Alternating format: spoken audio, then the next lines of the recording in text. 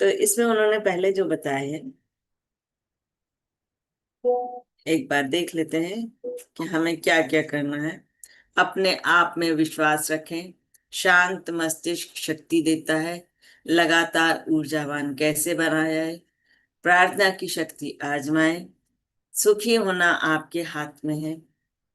हमारा चल रहा है। ना चिढ़े, ना गुस्सा हो। कल हमने देखा कि हमें चिढ़ना भी नहीं है, गुस्सा भी नहीं होना है। इसके लिए उन्होंने कुछ तरीके भी बताए हैं कि आप क्या कर सकते हैं। तो यहाँ पर उन्होंने अपनी भावनाओं पर नियंत्रण करने की बात कही है। जैसे भावनात्मक नियंत्रण हासिल करने के लिए उपचारक तकनीकों का दैनिक अभ्यास सबसे महत्वपूर्ण है। भावनात्मक नियंत्रण किसी जादुई या आसान तरीके से हासिल नहीं किया जा सकता। आप इसे सिर्फ किताब पढ़कर ही विकसित नहीं कर सकते। क्या आपने किताब पढ़ ली और आप भावनात्मक नियंत्रण करने लग जाएं? ऐसा नहीं होता है।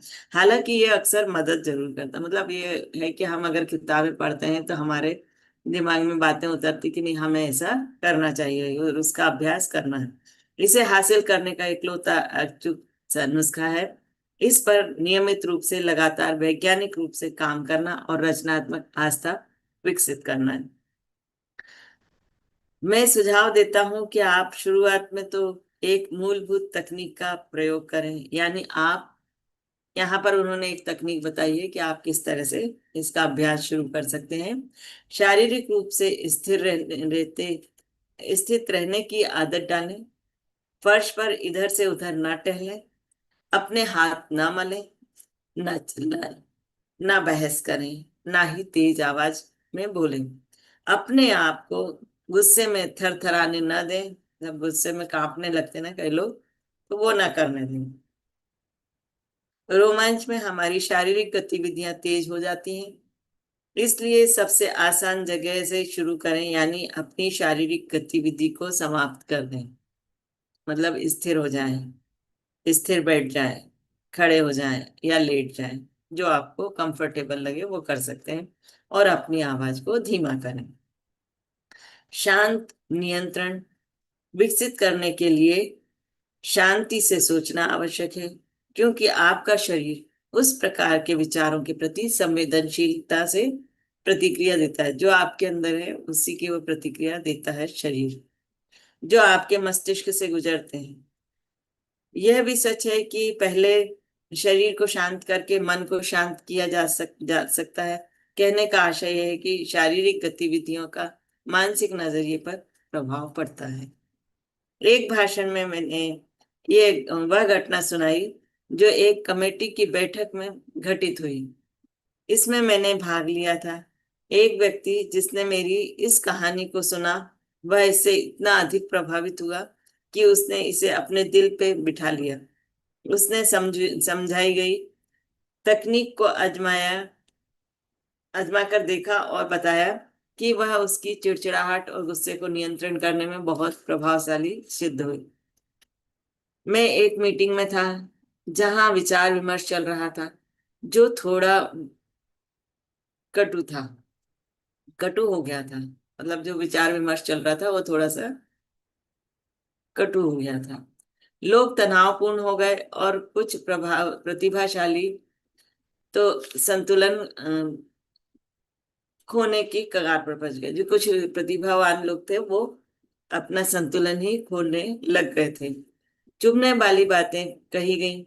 अचानक एक व्यक्ति उठा, उसने इत्मीनान से अपना कोट उतारा, अपने कॉलर को खोला और फिर कोच पर लेट गया। सभी हैरान थे। किसी ने पूछा कि क्या वह बीमार है? नहीं, उसने कहा, मैं ठीक हूं, परंतु मैं गुस्से से पागल हो रहा था और मैंने सीखा है कि लेटे लेटे पागल होना मुश्किल है। मतलब ये कि अगर गुस्सा आए तो लेट जाओ। लेट जाओगे तो पागलपन कम हो जाएगा गुस्से का। हम सभी हंसे और तनाव खत्म हो गया। फिर हमारे इस अजीब दोस्त ने स्पष्ट किया कि वह अपने साथ एक छोटी सी चालाकी करता है। उसे गुस्सा बहुत जल्दी आता है और जब उसे लगता है कि वह गुस्से से पागल हो रहा है, तो उसने पाया कि वह अपनी मुट्ठियां भींच लेता है, तेज आवाज में बोलने लगता है। इसलिए उसने अपनी उंगलियों को जानबूझकर खोले रखा और उन्हें मुट्ठियों में मुट्ठियां नहीं बांधने की इजाजत नहीं दी। मतलब हाथ को खोल करके रखा, मुट्ठियां नहीं बांधने दी। जैसे जैसे उसका तनाव और गुस्सा बढ़ता गया, वह जानबूझकर अपनी आवाज को धीमा करता चला गया। आप फुसफुसाहट या फुसफुसा कर किसी से बहस नहीं कर सकते, उसने मुस्कुराते हुए कहा। जब अपनी आवाज को धीमा धीमा धीमा करते जाएंगे तो आवाज कैसी हो जाएगी? फुसफुसाहट जैसी। जब फुसफुसाहट हो जाएगी तो उसमें आप गुस्सा नहीं कर सकते। यह सिद्धांत भावनात्मक रोमांच, चिड़चिड़ाहट और तनाव को नियंत्रित करने में प्रभावी हो सकता है, जैसा कईयों ने प्रयोग द्वारा खोजा है। इसलिए शांति हासिल करने के लिए शुरुआती कदम यह है कि अपनी शारीरिक प्रतिक्रियाओं को अनुशासित कर ले। आप हैरान रह जाएंगे कि ऐसा करने से किस तरह आप अपनी भावनाओं के उबाल को कम कर देंगे। और जब यह कम हो जाएगा तो चिढ़ और गुस्सा अपने आप कम हो जाएगा। आप जितनी ऊर्जा और शक्ति बचाएंगे उससे आपको हैरानी होगी, आपको थकान भी कम लगेगी। तो इंसान काम करके, शारीरिक काम करके उतना नहीं थकता जितना वो गुस्से में और चिड़चिड़ाहट में अपनी ऊर्जा को खो देता है, उसमें वो ज्यादा जल्दी थकता है। यही नहीं, यह एक अच्छा तरीका है कि आप शांत या भाव शून्य हो या उदासीन रहे, कुछ हद तक मंद रहने की अभ्यास करें। इस तरह के लोगों में भावनात्मक असंतुलन की संभावना कम होती है। इस आदत को सीखने और विकसित करने से सुव्यवस्थित लोगों को बहुत लाभ होगा। स्वाभाविक रूप से कोई भी व्यक्ति सुव्यवस्थित व्यक्ति के प्रखर और संवेदनशील प्रतिक्रिया के मूल गुण को खोना नहीं चाहता, परंतु शांत रहने के अभ्यास में महत्वाकांक्षी व्यक्तित्व को संतुलित भावनात्मक स्थिति में लाने की प्रवृत्ति होती है। यहाँ पे कुछ उन्होंने बिंदु बताए हैं तकनीकी, जिसको आजमा करके हम रिलैक्स रह सकते हैं, अपने गुस्से को कम कर सकते हैं, चिड़चिड़ाहट को कम कर सकते हैं। इसका अभ्यास निरंतर करना लाभदायक होता है। जैसे उन्होंने पहला बताया है, किसी कुर्सी में रिलैक्स होकर पूरे आराम से बैठे, अपने आप को पूरी तरह से कुर्सी के हवाले कर दें। कल्पना करें कि आपके पैर से शुरू करते हुए आपके सिर तक का हर अंग पूरी तरह से आराम से है। बोलकर अपने हर अंग को रिलैक्स करें। मेरे पंजे आराम कर रहे हैं, मेरी उंगलियां आराम कर रही हैं, मेरे चेहरे की मांसपेशियां आराम कर रही हैं। मतलब हमारे को संपूर्ण शरीर को देखते हुए आराम का अनुभव करना है कि मेरा हर अंग आराम कर रहा है। सेकंड है, अपने मस्तिष्क को झील की सतह से माने, जिसमें तूफान आया हुआ है, जिसमें लहरें उछल रही हैं और उथल पुथल मची हुई है, परंतु अब लहरें घट रही हैं और एक बार फिर से झील की सतह शांत और स्थिर है। ये आपको कल्पना करना है मस्तिष्क में।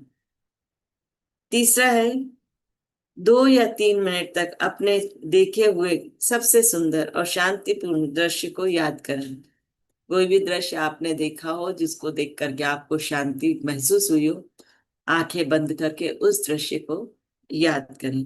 जैसे पहाड़ से देखा गया सूर्यास्त का दृश्य, या सुबह सुबह धुंध भरी वादियों का शांत मंजर, या दोपहर में जंगल की शांति, या कलकल करते पानी से में चांदनी रात का दृश्य। इन दृश्यों को याद कर ताजा करें। चौथा है, धीमे धीमे इत्मीनान से इन शब्दों को दोहराएं जिनसे शांति का भाव उपजता है। शांति, आराम, सुकून, इत्मीनान। इसी तरह के दूसरे शब्दों को सोचें और उन्हें भी आजमाएं। जैसे जैसे अगर आपको थोड़ा सा वो लगता है और आप आराम से गहरा सांस लेके कहेंगे शांति, अपने आप आपको शांति महसूस होने लगेगी। पांचवा है, ऐसी घटनाओं की मानसिक सूची बनाएं जब आपको यकीन था कि ईश्वर ने आपका साथ दिया था। याद करें कि जब आप चिंतित और परेशान थे तब उसने आपकी समस्या सुलझाने में आपकी मदद की थी और आपका ध्यान रखा था। फिर इस प्रार्थना की पंक्ति को जोर से कहें, अब तक मैं तुम्हारी शक्ति के सहारे चला, आगे भी तुम्हारी शक्ति ही मुझे सहारा देगी। ये ईश्वर से कहना है।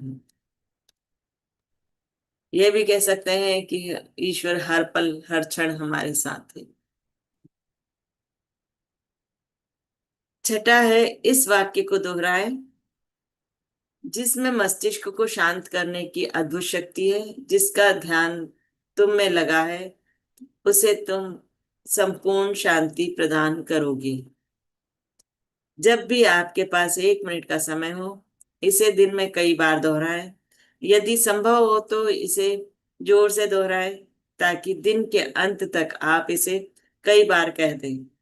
इन शब्दों को सक्रिय और महत्वपूर्ण तत्व माने, जो आपके मन में प्रवेश कर रहे हैं और आपके चिंतन के हर क्षेत्र में एक उपचारक मरहम लगा रहे हैं। मस्तिष्क का तनाव कम करने के लिए इससे बेहतर कोई दूसरी दवाई नहीं है। जब आप इस अध्याय में दी गई तकनीकों को काम करेंगे, जो इस बुक में हमने अभी पढ़ी है, उन तकनीकों को अगर हम आजमाएंगे तो गुस्सा धीरे धीरे कम होने लगता है लगेगा। आप जितनी प्रगति करेंगे, इस दुखद आदत द्वारा नष्ट की जा रही शक्ति आपके पास उतनी ही बची रहेगी। ये गुस्से और चिड़चिड़े के कारण जो ऊर्जा नष्ट होती है, जो शक्ति नष्ट होती है, वो आपकी हमेशा बची रहेगी। तो ये हमारा आज का स्वाध्याय है। और स्वाध्याय केवल पढ़ने के लिए और सुनने के लिए नहीं होता है। इसको बाद में चिंतन करना है कि हम भी के कहीं उसी स्थिति में तो नहीं है, अगर है तो उस पे हमको काम करना चाहिए। तो थैंक यू सो मच इतना प्यार से सुनने के लिए। अगर किसी को कुछ कहना है तो कह सकते हैं, नहीं तो हम अपने सेशन को यहाँ विराम